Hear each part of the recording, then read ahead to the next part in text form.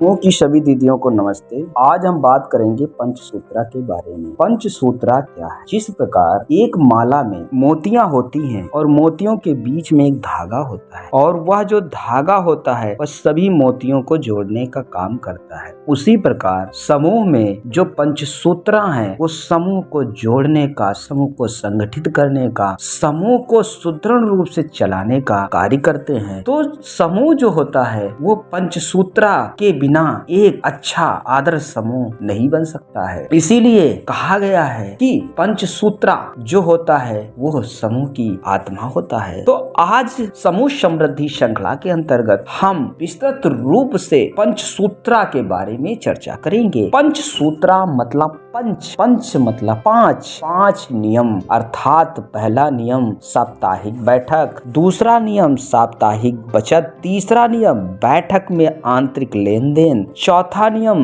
ऋण की वापसी, पांचवा नियम समूह के खाता बही का उचित मूल्यांकन, लेखांकन, ये रख रखाव, ये सारी चीजें आती हैं। तो आगे अब हम विस्तृत रूप से पंचसूत्रा पर चर्चा करेंगे। तो आगे की हम जब बात करेंगे, स्वयं सहायता समूह के कुछ नियम होते हैं, उस नियम के बिना कोई भी समूह अच्छे से नहीं चल सकता है, ना तो वह आदर्श समूह बन सकता है। तो सबसे पहले हम पहले नियम की यदि हम बात करेंगे, बैठक के नियम, क्योंकि समूह में जो बैठक होती है वह बहुत ही महत्वपूर्ण होती है। बिना बैठक ना तो पंचसूत्रा का फॉलो किया जा सकता है, ना तो समूह को सुदृढ़ रूप से चलाया जा सकता है। तो आगे हम दीदी बात करेंगे, बैठक के कुछ नियम होते हैं। बैठक की अवधि साप्ताहिक तथा मासिक। हाँ, यहाँ पर यह ध्यान देने योग्य बात है कि बैठक समूह निर्धारित करता है कि वह साप्ताहिक करे कि मासिक करे, लेकिन अक्सर कर उत्तर प्रदेश राज्य ग्रामीण आजीविका मिशन के अंतर्गत या जिन भी संस्थाओं के द्वारा, चाहे नाबार्ड हो या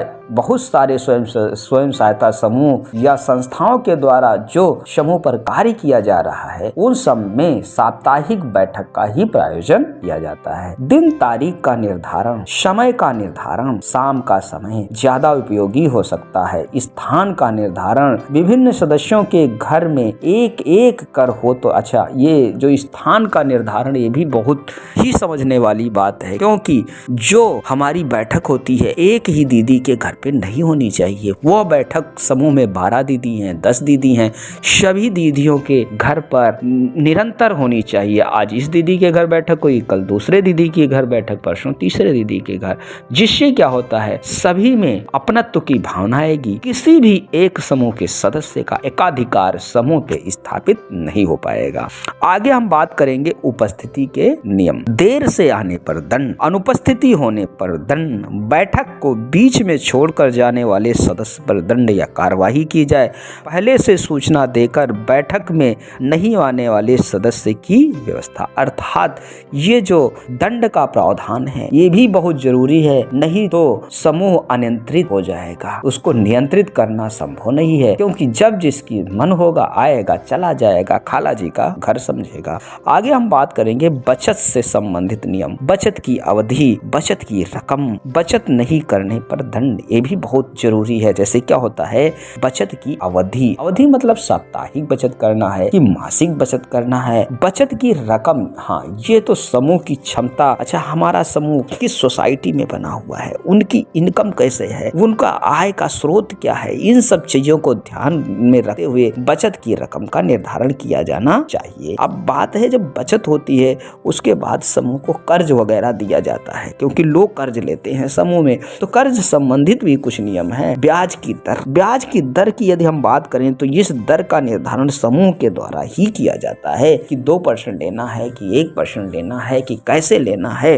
किस्तों का निर्धारण, अब मान लिया किसी ने 10,000 लिया है, अब उस व्यक्ति, उस महिला की सहजता के अनुसार वो 10,000 रुपए को 5 किस्त में देना चाहती है, 2 किस्त में देना चाहती है, 3 किस्त में देना चाहती है, इसका भी निर्धारण हो। अधिकतम किस्तों की संख्या, क्या होता है कि 1-2 किस्त, अधिकतम 6 किस्त बना दी जाए कि जो कर्ज ले रहा है उसके ऊपर भी अतिरिक्त भार ना पड़े। किस्त नहीं जमा करने पर दंड। यदि उसने कमिटमेंट कर दिया महिला ने कि हम 6 किस्त में पैसा जमा करेंगे और 5 तारीख को पैसा जमा करेंगे, यदि वह समय पर नहीं जमा करती है, पालन नहीं कर रही है, तो उस पर भी दंड का प्रावधान होना चाहिए। खाता बही के लेखन से संबंधित नियम। बुक कीपर का नाम, मासिक मानदेय, बुक कीपर की अनुपस्थिति पर दंड, मासिक प्रतिवेदन तैयार नहीं करने पर दंड, कौन सदस्य खाता बही रखेगा, आम सहमति से तय हो, बैंक पासबुक लेखा रजिस्टर को अद्यतन करना। ये खाता बही से संबंधित कुछ नियम थे जिस पर मैंने चर्चा किया, क्योंकि बहुत जरूरी होता है कि बुक कीपर हो वो समय से नहीं आ रहा, उस पे भी दंड होना चाहिए। मासिक प्रतिवेदन, समूह का मासिक प्रतिवेदन जरूर तैयार होना चाहिए जिसमें समूह का स्रोत क्या है तथा समूह के द्वारा कितना पैसा व्यय किया गया है तथा कौन व्यक्ति कितना रुपया लिया है, किसके द्वारा कितना ब्याज आया है, समस्त डेटा की एक टैली शीट तैयार होनी चाहिए। हाँ दीदी, आप सभी लोग ध्यान दें, चैनल को लाइक और सब्सक्राइब जरूर कर लें, क्योंकि समूह संबंधित विस्तृत समीक्षात्मक जानकारी इस चैनल पे आपको प्राप्त होगी। प्लेलिस्ट में जाकर के समूह समृद्धि श्रृंखला के अंतर्गत लगभग 29-30 वीडियो बन चुके हैं, उन सभी वीडियो को आप लोग देखें और अपने नॉलेज को इम्प्रूव। अब आगे हम बात करेंगे बैंक से लेन देन का नियम। बैंक से पैसा निकासी, कितने व कौन कौन पदाधिकारी के हाथ से धनराशि निकाली जाएगी, नियमावली में व्यवस्था हो। बैंक से पैसा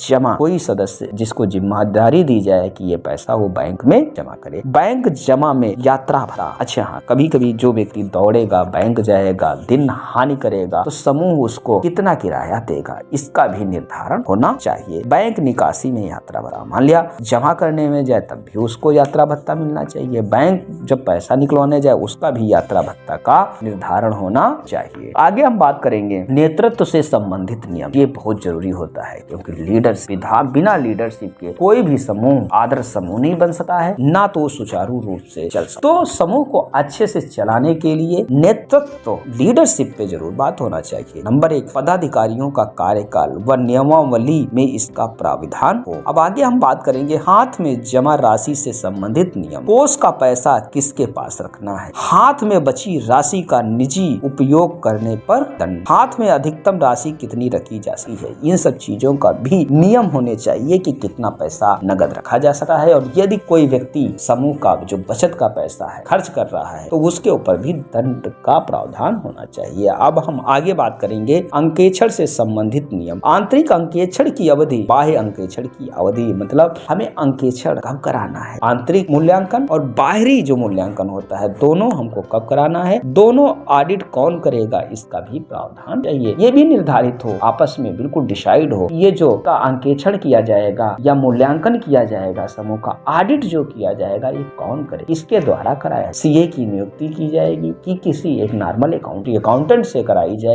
राष्ट्रीय ग्रामीण आजीविका मिशन देश के समस्त राज्यों के आजीविका मिशन एवं स्वयं सहायता समूह संबंधित स्पष्ट लेटेस्ट समीक्षात्मक अपडेट प्राप्त करने के लिए सब्सक्राइब एवं लाइक करें।